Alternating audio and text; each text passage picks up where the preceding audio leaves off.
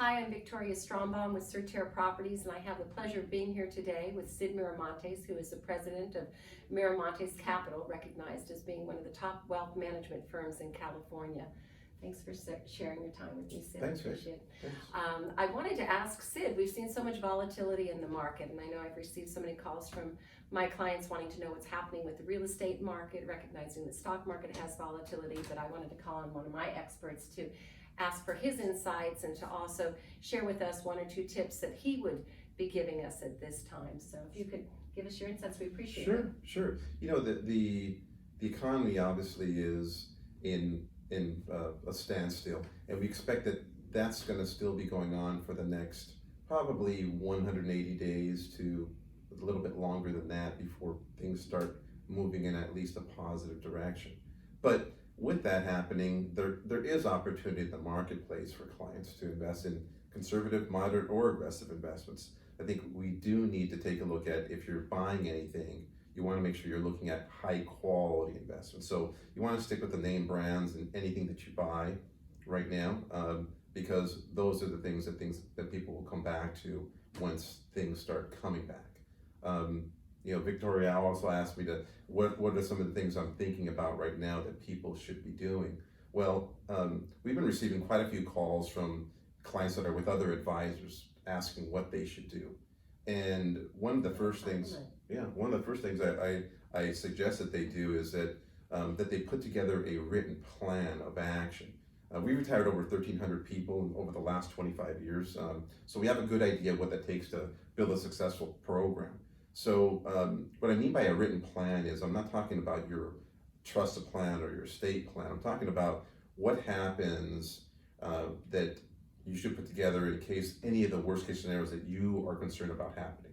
So what happens when your spouse passes away? What are the 3 or 4 things you're going to do after that? And today, when you both can discuss it in a calm manner, not in a frenzied manner when that happens. How do we decide what we do? Right, Okay. and but to that point, right now, people have time. So this Right. is the time when you're with your spouse to really stop. And we've had this. Maybe you don't want to be with your I know, spouse. I don't know, but and we've had this essence of mortality with Sure. COVID-19, and so it's like, okay, what are the what ifs? So that is a point well taken. Sure. I mean, we ask our clients as we're building their plans, you know, all of what you know, is there a daughter or son that's going to need help in the future? Are we buying something? What happens if the stock market goes down by 30%? Right.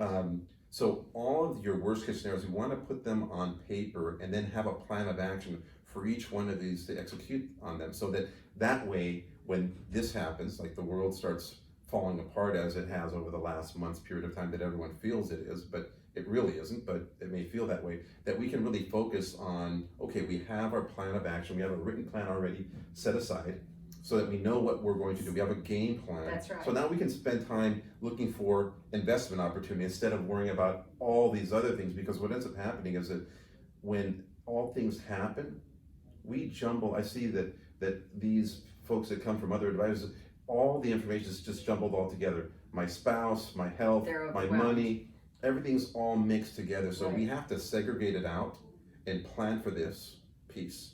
And then we plan for this piece. You're almost describing in a home that you built a solid foundation. Right. And from that foundation, you can now branch out to the different levels of what you need to do. So if you've got a strong foundation, it would appear that I asked you a question in the beginning, and I was so thrilled with your answer. I said, how is your company doing? And you said, well, we prepared.